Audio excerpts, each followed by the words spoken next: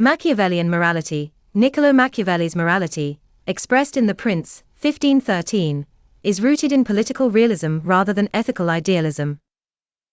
He believed that human beings are naturally selfish, ambitious, and driven by fear and desire. Because of that, rulers must sometimes act immorally to maintain order and achieve stability. For Machiavelli, morality is judged by outcomes, not intentions. If deceit or cruelty produces peace and unity, it is justified. He famously stated that the ends justify the means, emphasizing that success is the ultimate moral standard in politics. For instance, he admired Cesare Borgia, who used manipulation and violence to consolidate power in Renaissance Italy, considering him an effective leader despite his brutality. A modern example would be a government authorizing secret surveillance, or spreading misinformation to prevent terrorism. Such actions may seem unethical, but, from a Machiavellian perspective, are acceptable if they safeguard national interest. While this approach is pragmatic and effective in certain crises, critics argue it risks promoting tyranny and moral decay by excusing unethical behavior in the name of necessity.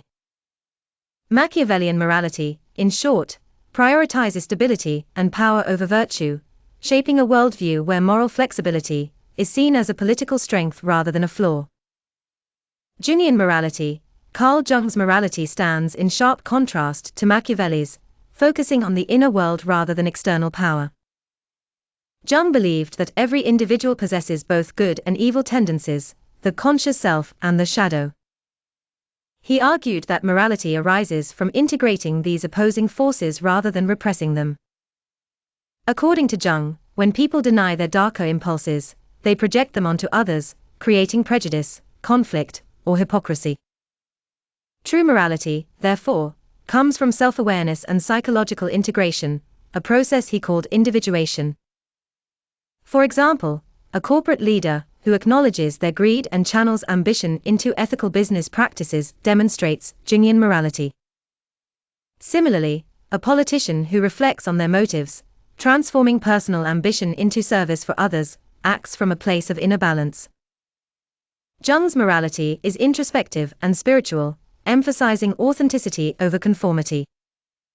It encourages individuals to confront their inner darkness, instead of hiding behind moral appearances. While this approach may not provide immediate solutions to political problems, it promotes long-term ethical growth and psychological maturity, offering a more human-centered path to moral development. Critical comparison. When critically compared, Machiavellian and Jungian moralities reveal two complementary, but opposing truths about human behavior. Machiavelli exposes the harsh realities of power, reminding us that moral ideals often fail in the face of human selfishness and political necessity. His realism offers valuable insight into leadership, diplomacy, and survival in unstable conditions.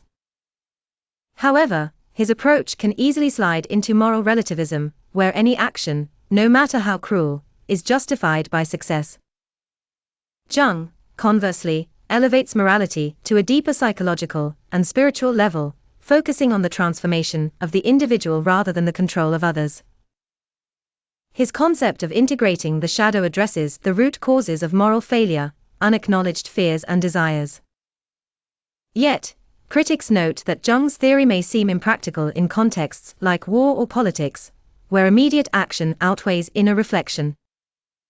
Despite this, Jung's model offers a corrective to Machiavelli's cynicism by restoring the moral responsibility of the self. Together, their philosophies demonstrate that human morality requires both external wisdom and internal awareness. Conclusion. In conclusion, Machiavellian morality is external, pragmatic, and results-oriented, while Jungian morality is internal, reflective, and self-transformative. Machiavelli's philosophy teaches that leaders must sometimes sacrifice moral purity for the greater good, emphasizing the necessity of strategic deceit in governance. Jung, on the other hand, insists that genuine morality begins with understanding oneself and reconciling the good and evil within.